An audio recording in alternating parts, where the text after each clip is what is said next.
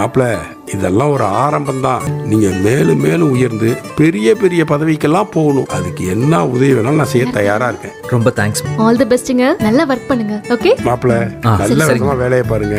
வாழ்த்துக்கள். பதட்டப்படாதீங்க, ரிலாக்ஸா இருங்க. இன்னைக்கு ஃபர்ஸ்ட் டே தான். பார்த்து பண்ணுங்க. Okay okay bye. சரி வாமா. சரி சொல்லுடா. அண்ணே மாமா எங்க? மாமா மாமா வாங்க இங்க பாருங்க. ஹாய் கைஸ், இப்போ நம்ம எங்க இருக்கோம் தெரியுமா? இது பொதுப்பணித்துறை ஆஃப். நம்ம கூட இப்ப யாரு இருக்கா தெரியுமா? இன்னைக்கு வேலைக்கு சேர்ந்திருக்கிற மிஸ்டர் செந்தில். ஹலோ ஆபீசர், எப்படி இருக்கீங்க?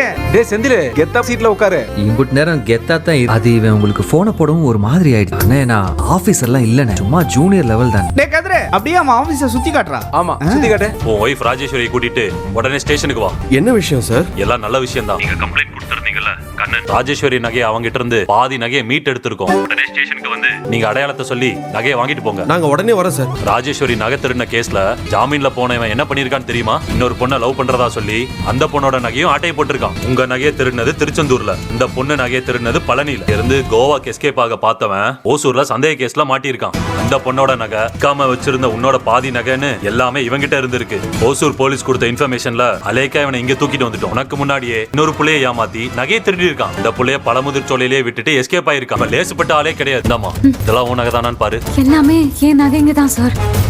சார் மீதி நகையும் கண்டுபிடிச்சு கொடுத்தீங்கன்னா ரொம்ப ஹெல்ப்ஃபுல்லா இருக்கும் சார். எல்லா நகையும் வித்துட்டேன்னு சொன்னவங்க கிட்ட இந்த பாதி நகை கிடைச்சிருக்கு. மீதியும் சீக்கிரமே கண்டுபிடிச்சிடலாம். நீங்க கவலைப்படாதீங்க. பாதி நகை கிடைச்சிருச்சுன்னு சொல்லி கையெழுத்து போட்டுட்டு எடுத்துட்டு போங்க. ஓகே போலாமா? ஏய், தேவையான பிரிண்ட் எல்லாம் எடுத்துட்டியா?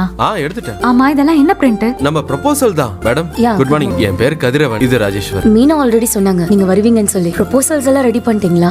இதோ இருக்கு மேடம். நீங்க என்ன படிச்சிருக்கீங்க? மாஸ்டர்ஸ் முடிச்சிருக்கேன். ஏதாச்சும் வேலைக்கு போயிருக்கலாமே. எதுக்கு பிசினஸ் சூஸ் பண்ணீங்க? எனக்கு பிசினஸ் பண்றதுல தான் எப்பவுமே இன்ட்ரெஸ்ட் இருந்திருக்கு மேடம். டிராவல்ஸ்ல ஒர்க் பண்ண எக்ஸ்பீரியன்ஸும் எனக்கு இருக்கு. நீங்க கேட்டிருக்க அமௌண்ட் டிராவல் ஸ்டார்ட் பண்றதுக்கு போதுமானதா இருக்குமா? என் ஃப்ரெண்ட்ஸ் ஒரு சில பேர்கிட்ட பேசியிருக்கேன். அவங்க காரையும் டை அப் பண்றதா இருக்கேன். சோ ஆபீஸ் தொடங்குறதுக்கும் 2 கார் வாங்குறதுக்கும் இந்த அமௌண்ட் இருந்தா போதும் மேடம். உங்க ப்ரொபோசல்ஸ் எல்லாம் பக்காவா இருக்கு. கண்டிப்பா லோன் ஏற்பாடு பண்ணிடலாம். Thank you madam. எதை வச்சு நீங்க லோன் எடுக்கிறதா இருக்கீங்க? உங்க பேர்ல ஏதாவது சொத்து இருக்கா? இல்ல மேடம். வீடு இல்ல. சரி, உங்க ஜுவல்ஸ் ஏதாவது? இல்ல மேடம். ஓகே, உங்ககிட்ட இல்ல. அப்போ ப்ராப்பர்ட்டி இருக்கிற உங்க ஃப்ரெண்ட்ஸ் ரிலேட்டிவ்ஸ் யாராவது இருக்காங்களா?